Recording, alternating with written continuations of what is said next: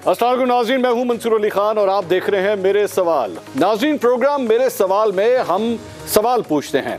हम सिर्फ वो सवाल पूछते हैं जिनके जवाब हम जानना चाहते हैं, लेकिन मेरे कप्तान का अपना एक अलग ही स्टाइल है। वो ऐसे सवाल भी पूछ लेते हैं जिनका जवाब उन्हें खुद पता होता है।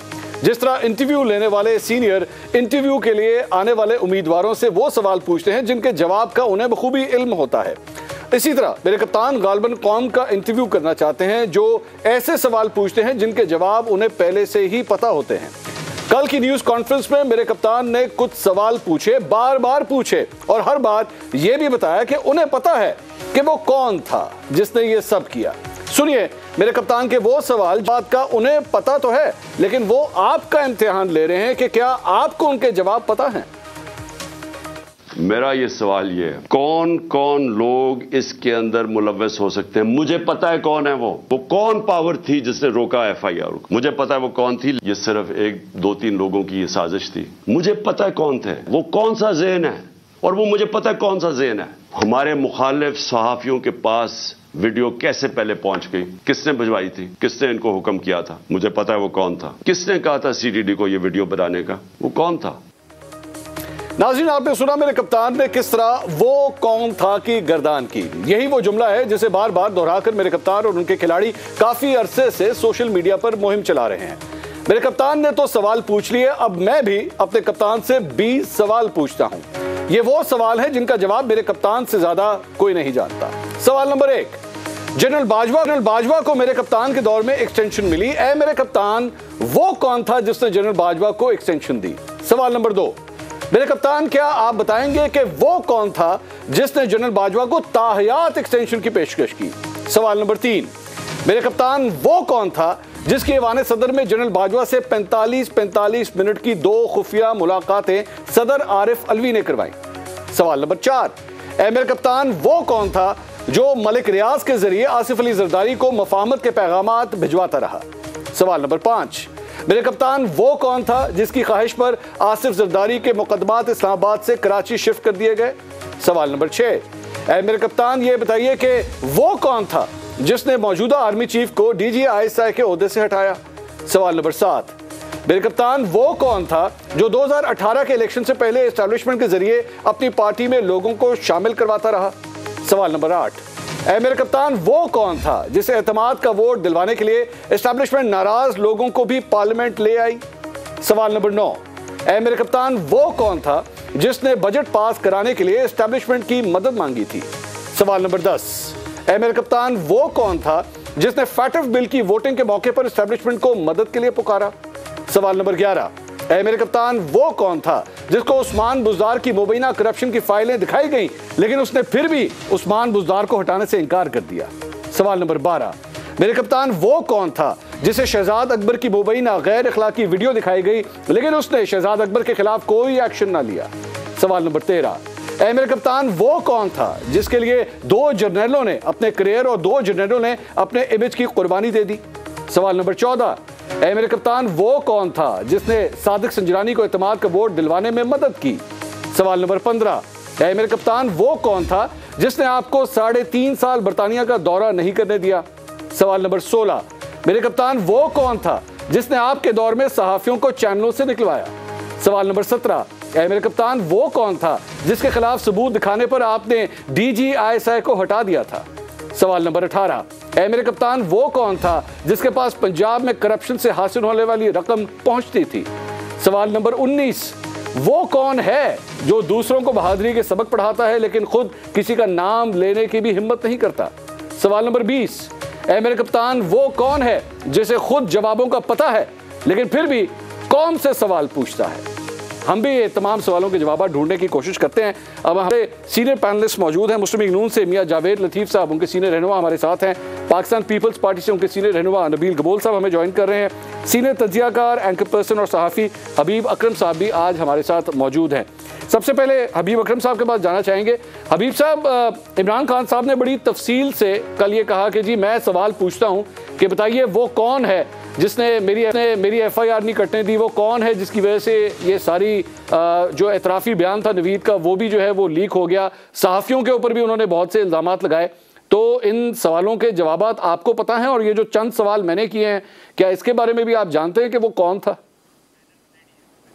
देखिए, अच्छे सवाल का एक मकसद ये भी होता है कि पैराए के तौर पे उसे उठा दिया जाए। आपने जितने भी सवाल उठाए हैं, उनके जवाब उन्हीं सवालों में ही पोशीदा हैं।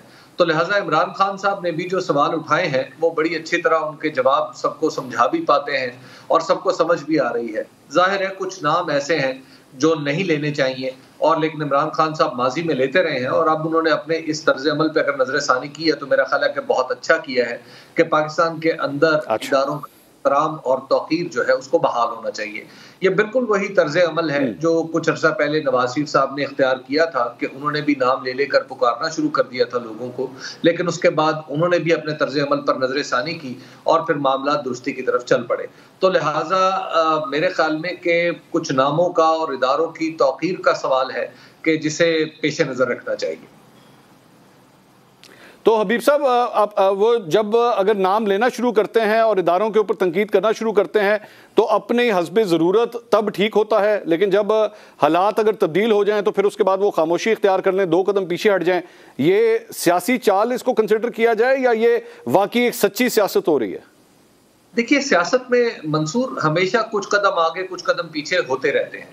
ऐसा नहीं होता कि सियासत हो, और खासतौर पर जमहूरियत के अंदर जो सियासत हो रही होती है उसमें तो बाज़ औक़ात आपका पोस्चर ऐसा होता है कि आप इनकलाब लाने वाले हैं, लेकिन प्रैक्टिकली होता ही है कि आप इलेक्टोरल ऑब्जेक्टिव्स को हासिल करना चाह रहे होते हैं। तो लिहाजा सियासत में 2 कदम आगे 2 कदम पीछे। अब हम सब लोग हमारी सोसाइटी में माशाल्लाह पाकिस्तान की तारीख में पहली बार ये लॉन्गेस्ट एवर डेमोक्रेटिक पीरियड चल रहा है जिसमें कम से कम इलेक्शन अपने टाइम पे हो रहे हैं, लोग बात कर रहे हैं, अगरचे कभी कभी मुश्किल हो जाती है और कभी बहुत मुश्किल हो जाती है, लेकिन ये longest period under the constitution है। तो मेरा ख्याल है कि अब हमें भी रियलाइज कर लेना चाहिए कि सियासत जो प्रैक्टिकल सियासत है इसमें 2-4 कदम आगे पीछे होने की गुंजाइश जो है वो हर सियासतदान के पास होती है। ठीक, मियां जावेद लतीफ़ साहब, वैसे इसका अभी थोड़ी देर पहले हबीब साहब जो जिक्र कर रहे थे, ये आप लोगों का भी एक वो खलाई मखलूक वाला मोड है जिसमें आप लोग खलाई मखलूक करते थे, लेकिन उसके बाद आप लोग भी 2 कदम क्या बल्कि आप लोग तो कई मतलब 200 कदम पीछे हट गए अपने उस बयानिए से, वोट को इज्जत दो के बयानी से और सब कुछ। अब इमरान खान साहब ने वो झंडा उठा लिया है जिसमें वो ये सवाल कहते हैं कि जी बताइए वो कौन था। तो मियाँ साहब, आप इमरान खान साहब की बात से एग्री करेंगे कि वो सही सवाल कर रहे हैं कि वो कौन था? मंसूर अली ख़ान साहब, शुक्रिया आपका। मैं तवक्को रखूँगा थोड़ा वक्त मुझे देंगे ताकि मैं अपनी बात मुकम्मल कर सकूँ। मेरा बड़ा अच्छा तल्लक है हबीब अकरम साहब से, मेरे छोटे भाई हैं, मगर आजकल कुछ जिस तरह का तज़िया फरमाते हैं शायद मेरे जैसे लोगों को इख्तलाफ है इस बात से।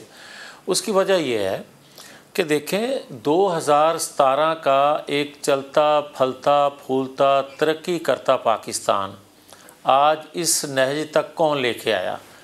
ये उन सवालों का जवाब है जो आप भी सवाल कर रहे हैं और इमरान खान भी सवाल उठा रहे हैं।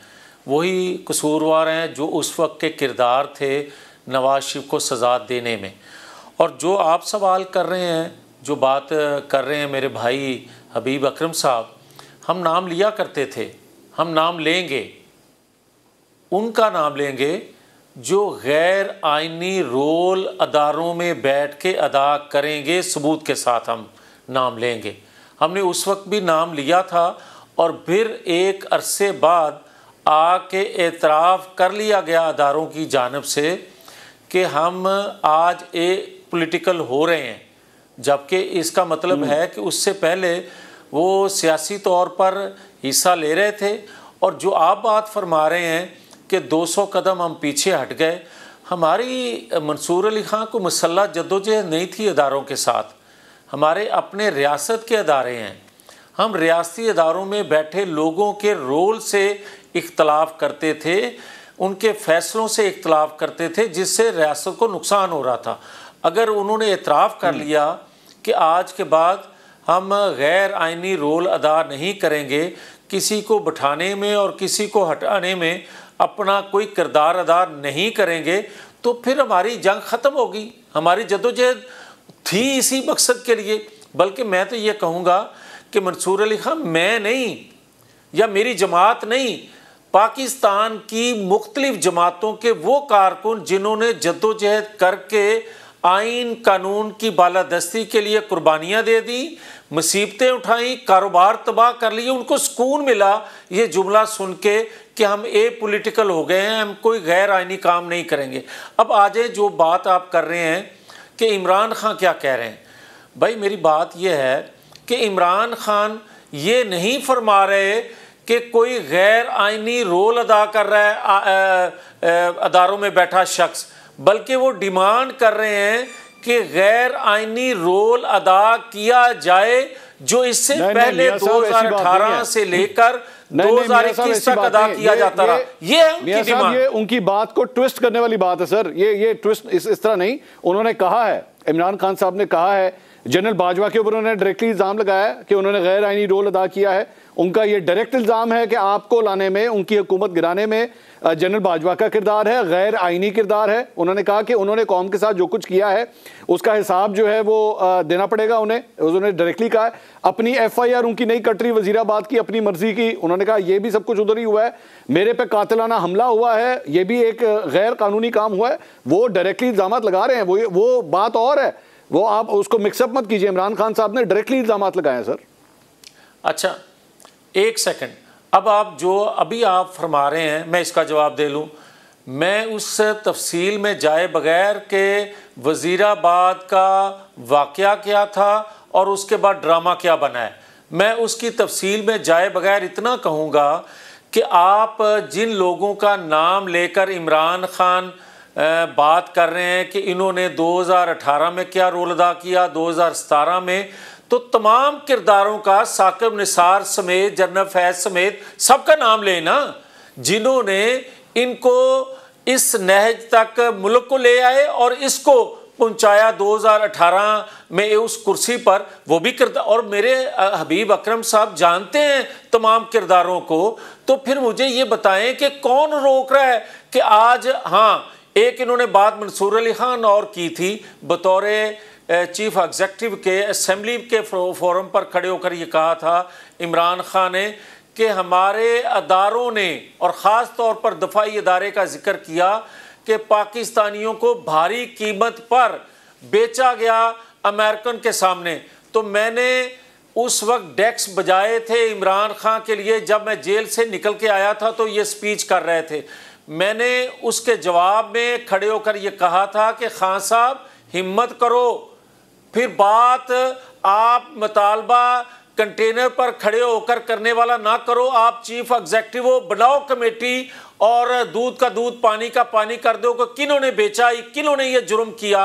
और भाई किसी को अपनी बात मनवाने के लिए आप ब्लैकमेल कर सकते हो, मगर ब्लैकमेलिंग से बात आगे की है, हकीकत पसंदी से है। आज जो बातें कर रहे हैं वो सिर्फ और सिर्फ इसलिए कर रहे हैं मंसूर अली खान कि वो ना तो चाहते हैं इलेक्शन, ना चाहते हैं असेंबलियों का डिसॉल्व करना, वो चाहते क्या हैं, आहिस्ता आहिस्ता वो चाहते हैं कि जो पेंडिंग केस हैं उनके फैसले पेंडिंग रहें, उनके फैसले।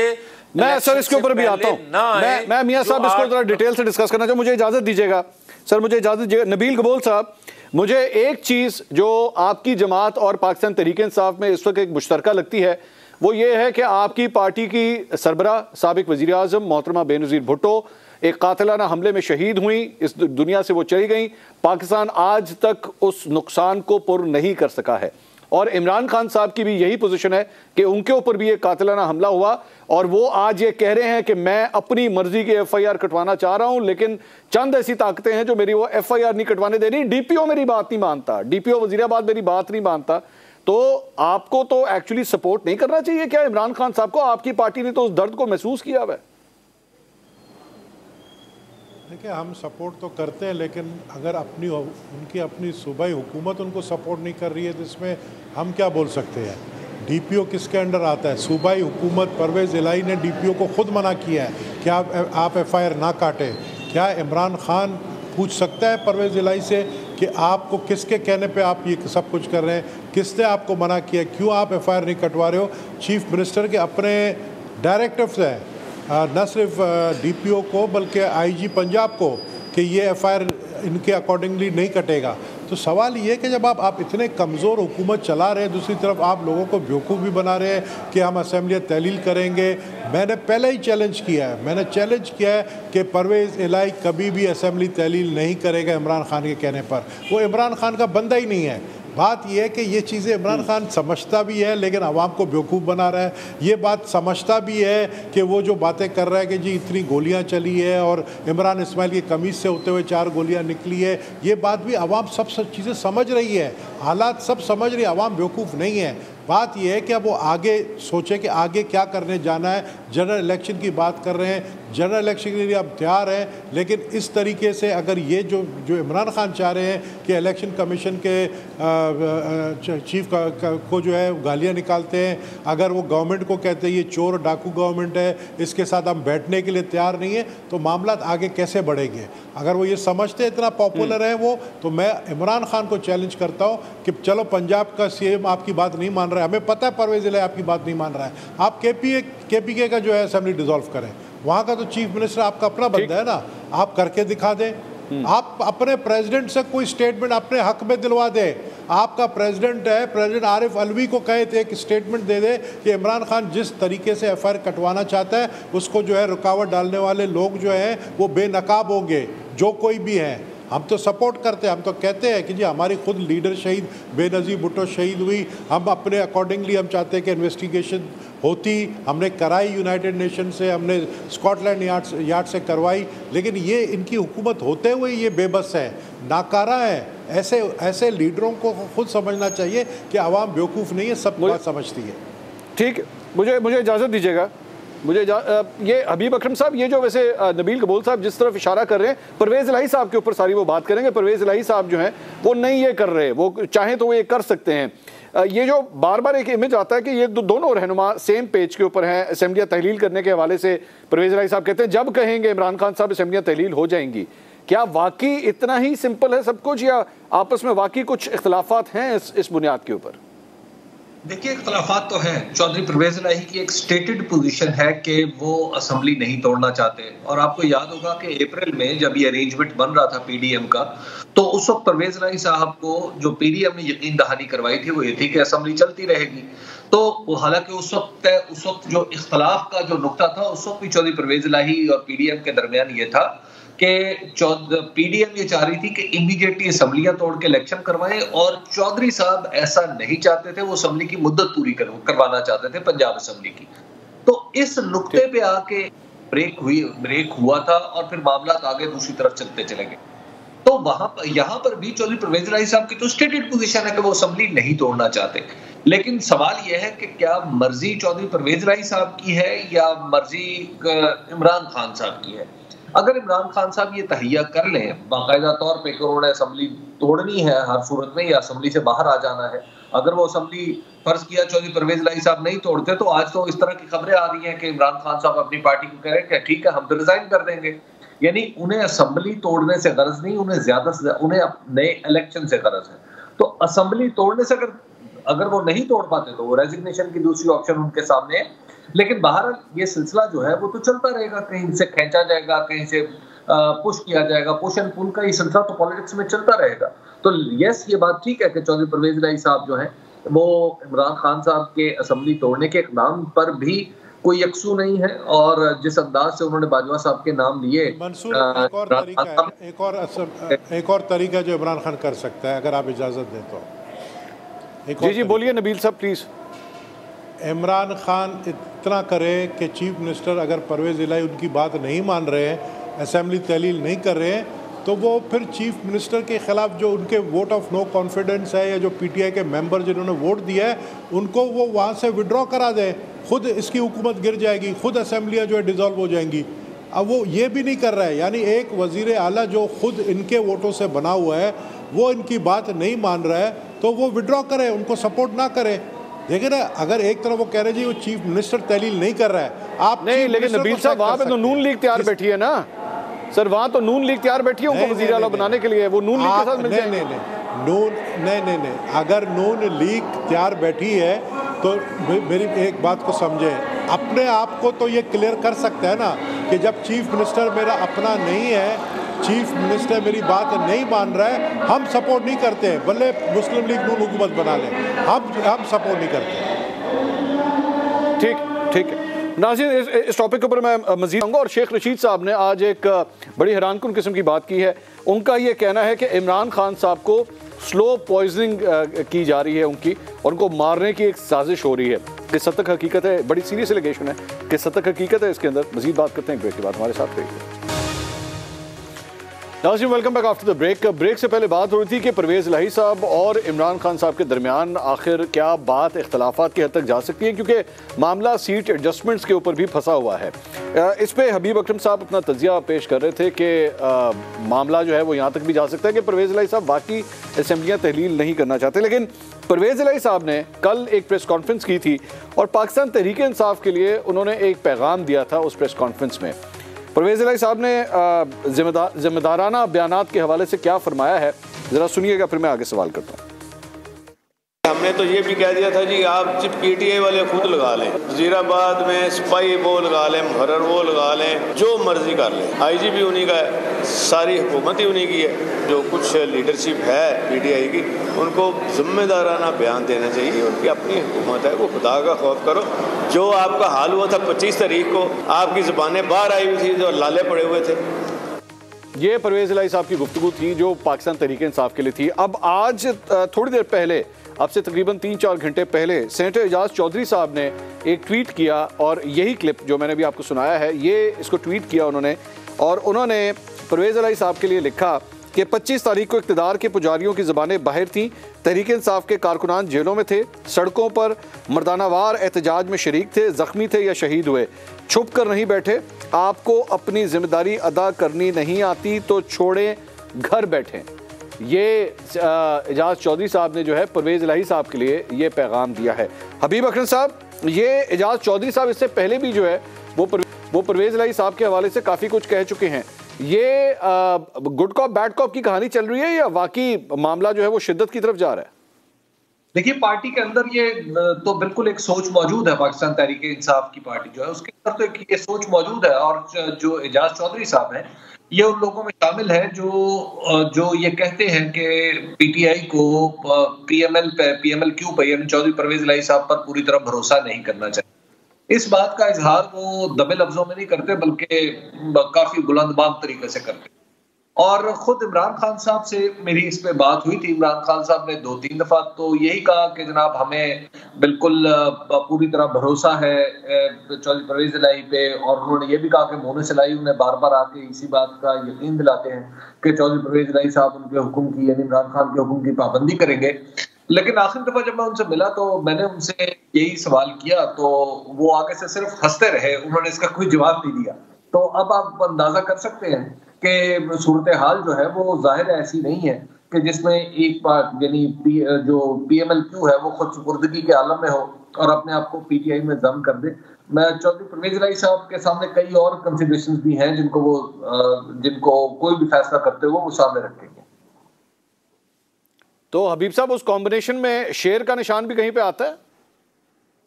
मेरा नहीं ख्याल, जहां तक हालात पहुंच चुके हैं ना, अब तो अगर ये शेर के निशान की तरफ जाते हैं तो जाहिर है जावेद लतीफ साहब आपके पास बैठे हैं, तो जावेद लतीफ साहब भी शायद, मेरा ख्याल है कि अब मेरा ख्याल है PMLN में आने का उनका इम्कान काफी, वो मंजिल पीछे, वो मोड़ काफी पीछे है। अब उन्हें काफी बड़ा इत्तेहाद की बात कर रहा हूँ मैं, इत्तेहाद के हवाले से सवाल कर रहा था कि मिसाल के तौर पे जो थोड़ी देर पहले हम एक सिचुएशन डिस्कस कर रहे थे कि जनाब अगर मामला यहाँ तक आ जाता है कि पाकिस्तान तहरीक इंसाफ की जानिब से, इमरान खान साहब की जानिब से कहा जाता है कि जी इस्तीफे दे दें, पंजाब असेंबली से इस्तीफे दे दें क्योंकि परवेज़ इलाही साहब जो हैं वो असेंबलियों को तहलील नहीं कर रहे, तो क्या बात यहाँ तक जा सकती है कि नून लीग जो है वो परवेज़ इलाही साहब को सपोर्ट कर दे और कहें जी ठीक है आप हमारे CM हैं, कंटिन्यू करें आप? चौधरी परवेज़ इलाही साहब के पास 10 सीटें हैं। 10 सीटों वाले की वैल्यू उसी वक्त तक बनती है, रहती है जब तक दोनों दुकानें खुली रहें। इस वक्त जहां तक मुस्लिम लीग नून का ताल्लुक है तो आई डोंट सी कि मुस्लिम लीग नून भी, ये मियां साहब ज्यादा अच्छी तरह बता सकते हैं लेकिन मैं एक एनालिस्ट के तौर पे अर्ज कर रहा हूं, मेरा नहीं ख्याल कि इस वक्त पंजाब की हुकूमत लेने में खुद PMLN भी ज्यादा इंटरेस्टेड है। अभी रिसेंटली आपने देखा कि जिस तरह चौधरी यानी ये जब एतमाद के वोट का सवाल पैदा हुआ था तो उस वक्त भी बार बार मुस्लिम लीग नून को कहा जा रहा था कि आप वज़ीर आला ले लें, और वज़ीर आला यानी मुस्लिम लीग नून कह रही थी नहीं, हम पीपल्स पार्टी के उम्मीदवार को सपोर्ट करने के लिए तैयार हैं। तो बात यहाँ तक पहुंची हुई थी। तो इस वक्त कोई भी इन पार्टियों में से पंजाब की हुकूमत लेने के लिए उस तरह उतावला नहीं है कि वो जनाब चौधरी साहब के पीछे जाके खड़ा हो जाए कि हाँ चौधरी साहब आपके साथ हैं हम। अहम बात यह है कि जो इस वक्त पूरा इंटरेस्ट है पीडीएम का भी, वो भी मंसूर आप देखिए कि वो कौमी असम्बली के इलेक्शन को बचाने का है। पंजाब की अहमियत इसलिए है कि ये इतने बड़े सूबे में अगर आप इलेक्शन करवा देते हैं तो लामहला बाकी यानी मुल्क के निस्फ में इलेक्शन हो रहा हो और बाकी निस्फ में ना हो रहा, तो बड़ा एक अजीबोगरीब सी सिचुएशन बन जाएगी। तो लिहाजा इस दबाव को कम करने की सिर्फ इंटरेस्ट ये है कि असेंबली न टूटे। मियां जावेद लतीफ साहब, ये सारी जो सिचुएशन है, मुझे बड़ी हैरानी होती है कि शेर बेचारा कहाँ जाके फंस गया है कि पंजाब के अंदर जो है उसकी ये सिचुएशन होके रह गई है कि अब आपको मतलब मजलिस वाहिद मुस्लिमीन के जो रहनुमा थे वो आज इमरान खान साहब से मिले हैं, एक वोट वहाँ से दोबारा उनके पास वापस आ गया है। एक आज़ाद रुकन उनसे कल मिले इमरान खान साहब से वहाँ पे ज़मान पार्क में, वो भी उनके पास वोट नंबर जो है बढ़ गया है। तो मुस्लिम लीग नून ने जो हाथ पैर मारे, आप लोगों ने इनके खिलाफ तहरीक एतमाद जमा कराई, वो वापस ले ली। स्पीकर डिप्टी स्पीकर के खिलाफ तहरीक एतमाद जमा कराई, वो भी आपने वापस ले ली। नंबर गेम आप लोगों के हाथ में नहीं है।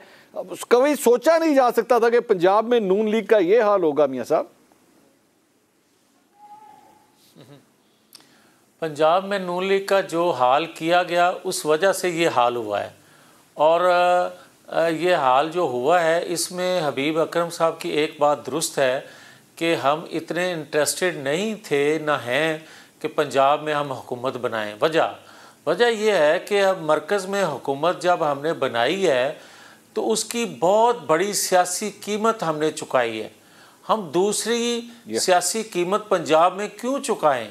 वजह यह है कि आज जो हम अदम एतमाद या उनको एतमाद का वोट लेने का कह रहे हैं, या स्पीकर असम्बली या डिप्टी स्पीकर के ख़िलाफ़ जो तहरीक अदम एतमाद पेश करने के बाद वापस ले रहे हैं, तो उसकी मंसूर अली खां वजह यह है कि जिस मकसद बड़े के लिए हमने सियासी कीमत अदा की वो था पाकिस्तान को, रियासत को बचाना। अब अगर उसमें रुकावट आती है कि सूबों की असम्बलियाँ तोड़ दी जाती हैं और नए इलेक्शन की जो बात की जा रही है, अगर तो मुतहम्मल हो मुल्क नए इंतखाबात का, तो यकीन जाने सबसे पहले आवाज़ जो है मियां साहब इजाज़त दीजिएगा, फौरी इलेक्शन में इजाज़त दीजिएगा। आप बड़े देर के बाद ना मेरे शो में आज तशरीफ़ लाए हैं। मैंने आपका ये जो जुमला है ना कि हम इक़्तिदार में आ गए और बड़े मकसद के लिए आ गए, मैं बहुत दफ़ा आपका ये जुमला सुन चुका हूँ। सर मुझे एक बात बताइए, आपने कहा जी हमने इसकी सियासी कीमत दी है, आपकी कन पट्टी पे किसी ने बंदूक रखी थी ये सियासी कीमत देने के लिए? आपका अपना फैसला था ना। आप जिस तरह किसी ने आपकी उंगली पकड़ के तो आपको वजीर आजम नहीं बनाया था ना, आपकी अपनी मर्जी थी। तो उसमें अब इसमें क्या अफसोस वाली क्या बात है? इसमें अब उसको बर्दाश्त करें जो कुछ हो रहा है। मंसूर मैं मियां साहब ये जो उंगली पकड़ बात है ना, ये आप मेरा भी सवाल समझें। जी हबीब साहब गो अहेड। नहीं, मैं अर्ज कर रहा हूं जब मियां साहब जवाब दे रहे हो तो ये समझे कि मैंने भी यही सवाल किया है इनसे।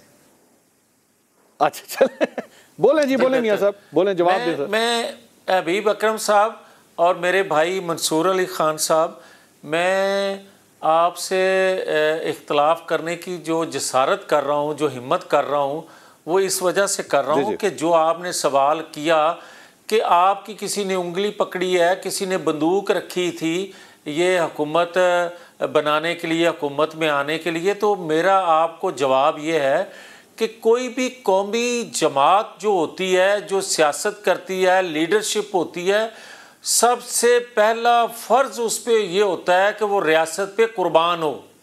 मगर ये आज तक हुआ नहीं था, जिस वजह से आपको सवाल उठाना पड़ा।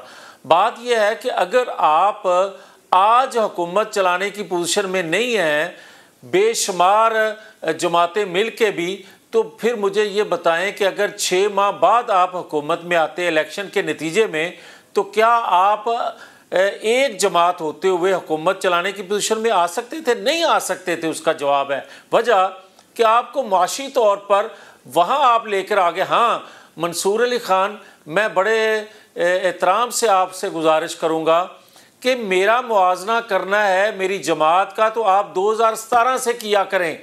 2017 में मुस्लिम लीग नून की हुकूमत थी, नवाज शरीफ की क़यादत में थी। सर आज के जो हालात हैं उनका मुआवजा उससे करें। जी मुआशी सूरत हाल, नहीं मियां साहब एक मेरा सवाल सुनिए, मुआशी सूरत हाल के हवाले से आप लोग उसको कितना सीरियसली हैंडल कर रहे हैं? आप मुआशी सूरत, आपके वजीर खजाना किस तरह मुआशी सूरत हाल को हैंडल कर रहे हैं? आपके अपने साबिक वजीर खजाना मिफ्ता इस्माइल ने आपके मौजूदा वजीर खजाना के बारे में क्या कहा है, जरा सुनिएगा, फिर मैं आपसे सवाल करूं। सुनिए मिफ्ता इस्माइल साहब क्या फरमा रहे हैं, सुनिएगा जरा।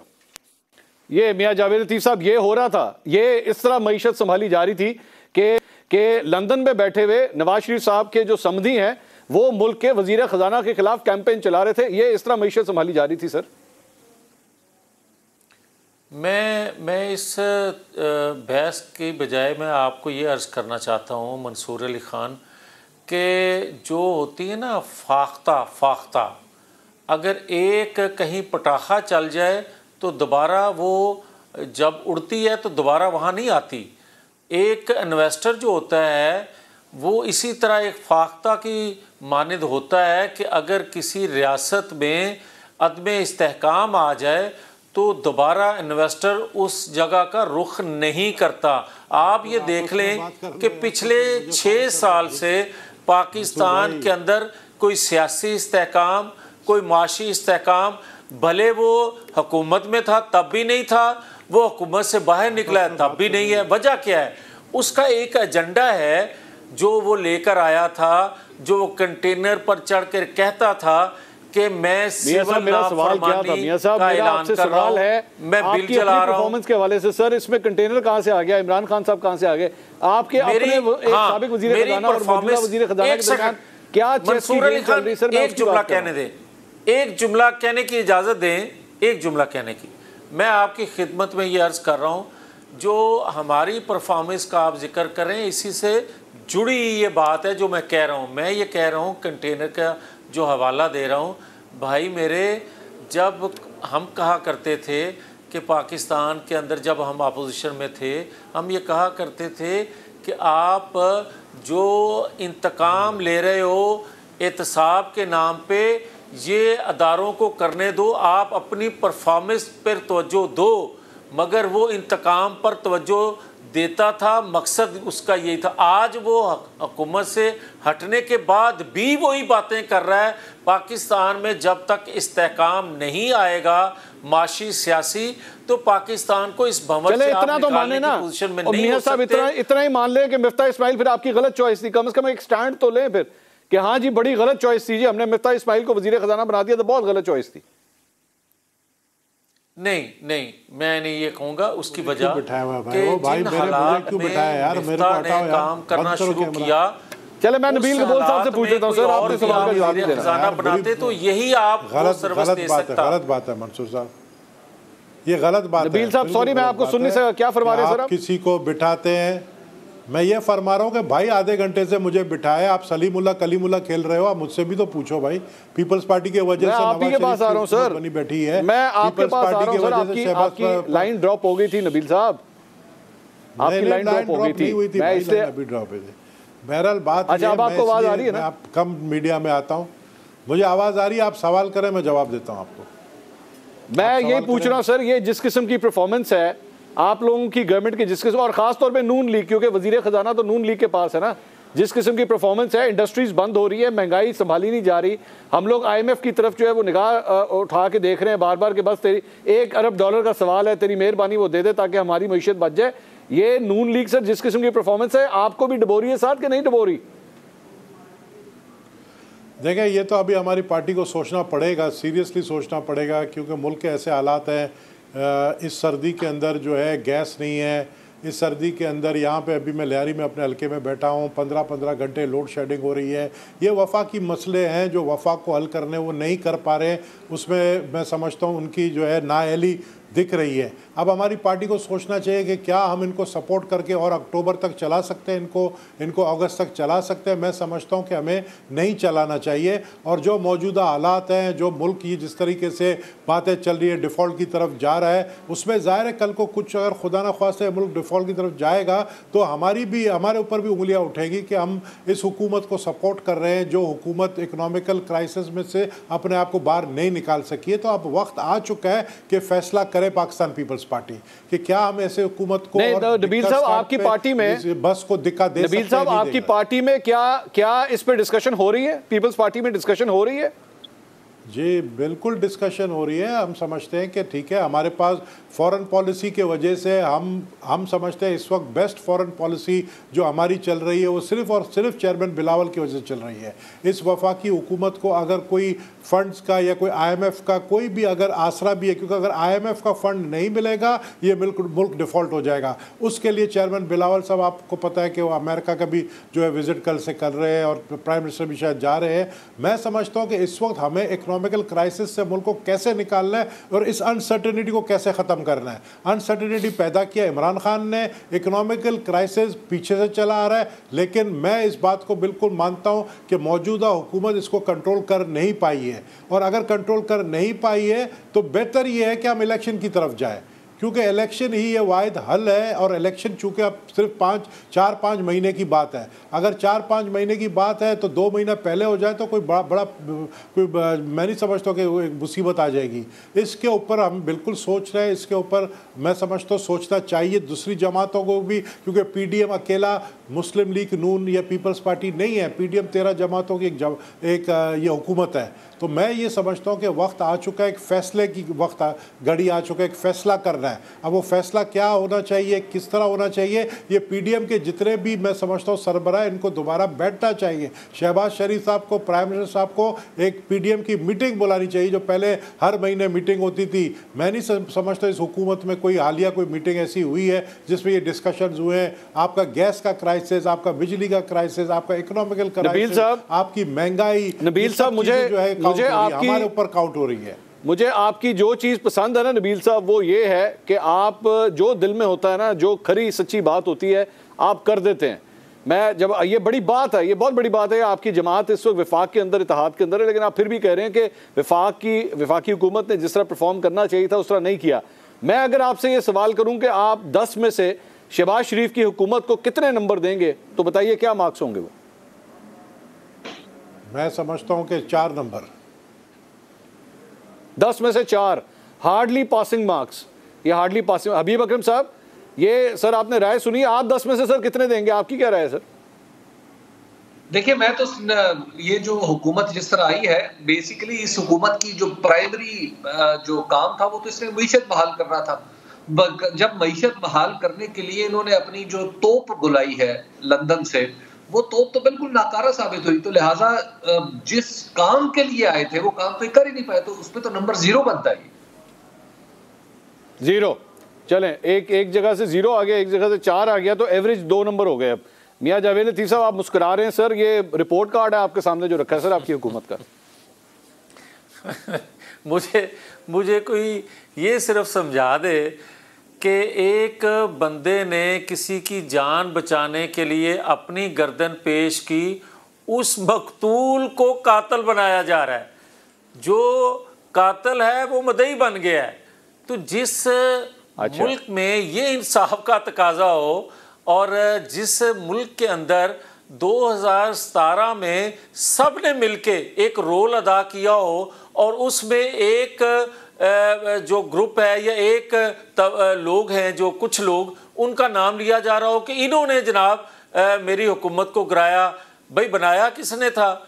ये चीज़ें कोई देख नहीं रहा। मैं तो बार बार कह रहा हूँ कि 2017 तक नबील गबूल साहब के बगैर हमारी हुकूमत थी। 2013 की जो हमने हुकूमत संभाली थी उसमें क्या क्या पाकिस्तान को चैलेंजेस का सामना था। साहब 10 में से नंबर दें, मुझे प्रोग्राम बंद करना है सर। गैस की 10 में से कितने नंबर देंगे? खुद ही दे दें, खुद ही दे दें मियां साहब, खुद ही दे दें। तो सर 10 में से नंबर दे दें, मुझे प्रोग्राम खत्म करना है। 10 में से नंबर दे दें जल्दी से।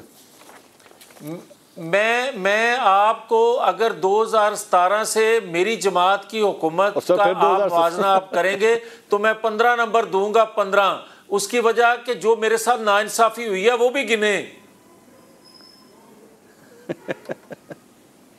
मियाँ साहब बहुत बहुत शुक्रिया आपका। मियाँ जावेद लतीफ़ साहब, नबील कबूल साहब, हबीब नाज़रीन, मियाँ जावेद लतीफ़ साहब ने जिस तरह नंबर दिए हैं, अल्लाह करे कि पाकिस्तान को डॉलर भी इतने नंबरों की तरह जो है मिलना शुरू हो जाएं ताकि हमारे मसाइल हल हो और आवाम जो मुश्किल में फंसी हुई है वो मुश्किलात भी आसान हो। कल दोबारा मुलाकात होगी। अल्लाह हाफ़िज़।